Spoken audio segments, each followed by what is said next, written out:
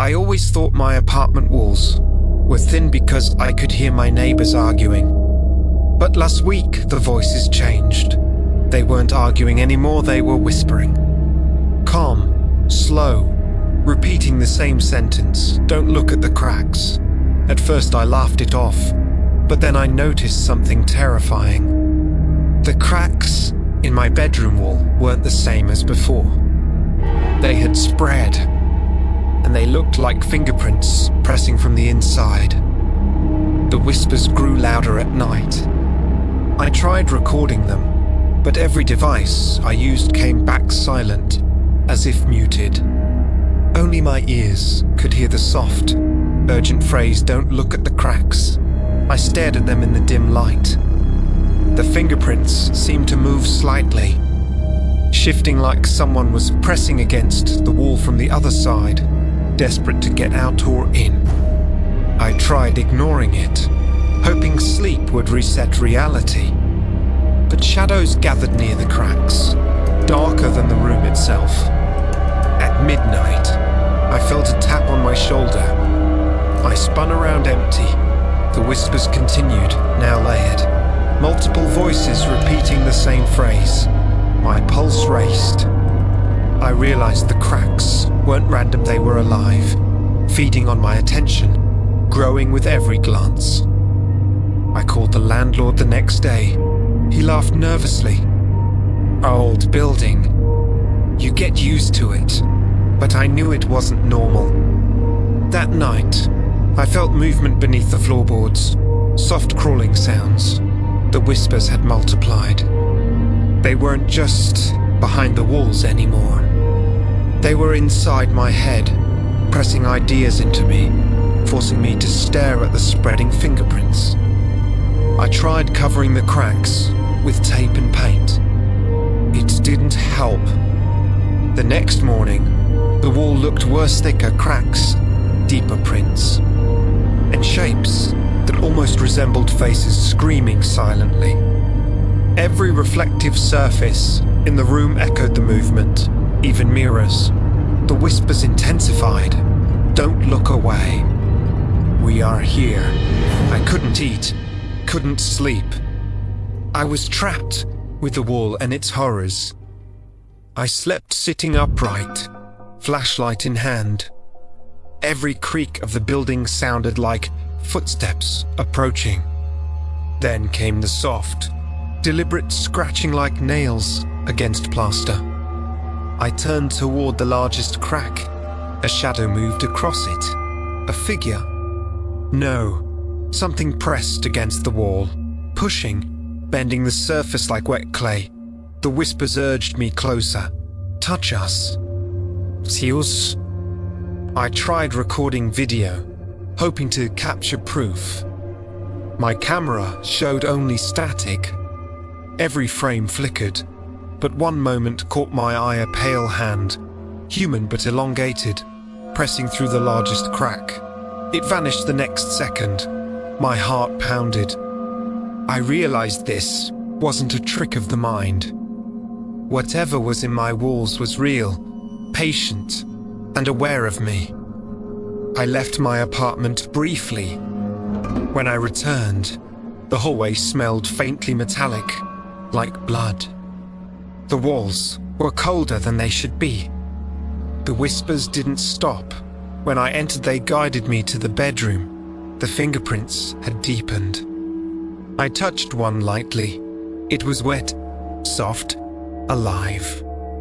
The room shivered around me, and I understood. Whatever was inside wanted more than observation. I called a friend to stay over.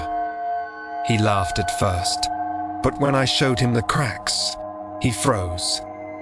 They began moving slightly, distorting, pressing outward.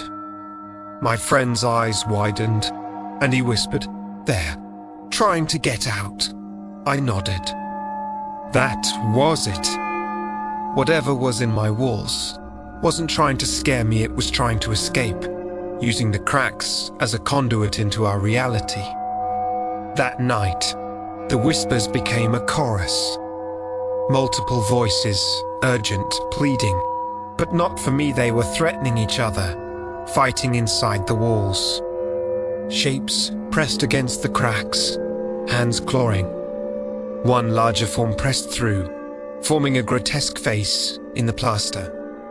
It breathed hot, wet air through the wall. The voices screamed, "Don't look. Don't break the barrier." I couldn't sleep. Every sound in the building mirrored the whispers. I left a note for the landlord, begged him to call an exterminator or someone, anything. He didn't answer. The cracks began spreading down the walls, across the ceiling. The shapes inside were moving faster now. I realized it wasn't just one entity, it was a swarm, intelligent, organized, feeding on my fear. I tried covering the largest crack with a mirror. The reflection didn't show me, it showed a distorted room, walls pulsating, fingers pressing outward. A face emerged, mouth opening wide, screaming silently.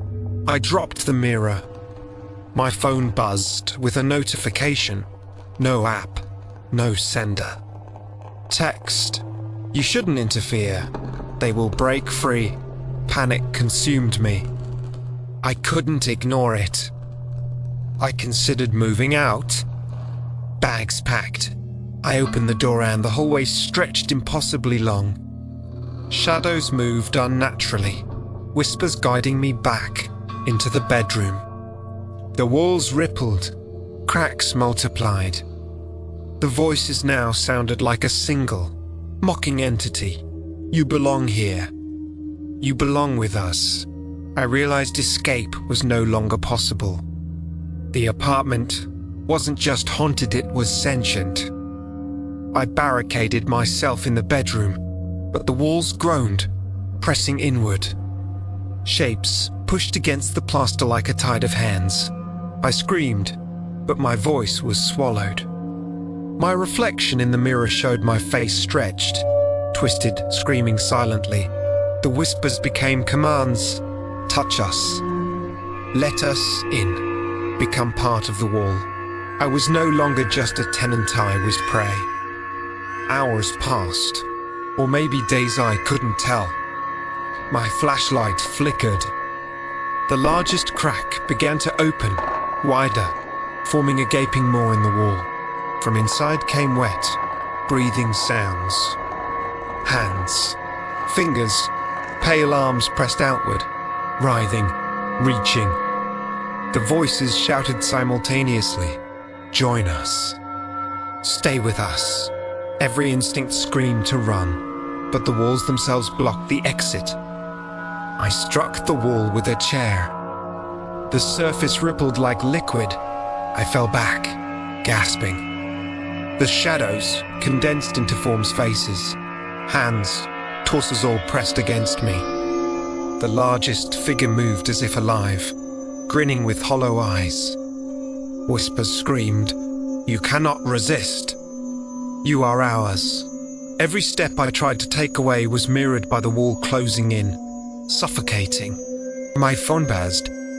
A notification, a live video of myself, sitting on the bed, staring at the wall. I hadn't filmed it. My reflection in the mirror moved differently than me, reaching toward the cracks. The voices grew louder. "See us. Join us. Feel the cracks." I realized the apartment was not just a home. It was a trap, and had already been chosen as its next victim. I covered my eyes, hoping ignorance would protect me. But the whispers became physical, tugging at my eyelids, forcing me to look. The cracks wriggled, elongated, sprouting new figures from the plaster. They pressed faces, mouths, and hands toward me. I screamed. The wall breathed, exhaled cold, wet air onto my skin. I was suffocating in fear, but more than that, I could feel the apartment consuming me. I tried to leave, crawling toward the door, but it warped, twisted, becoming endless. Each step forward was countered by the cracks growing around me, pressing inward. The whispers now spoke as one. You belong to the cracks. You belong to us. I realized then that my life wasn't mine anymore. My reality was bending, merging with the apartment. Resistance was futile. I sit now, pressed against the wall, flashlight dead. The cracks writhe, pulsate, and whisper. I can feel hands inside the plaster brushing against my skin. The voices speak in unison. Welcome home. I am part of the apartment now. The walls remember me.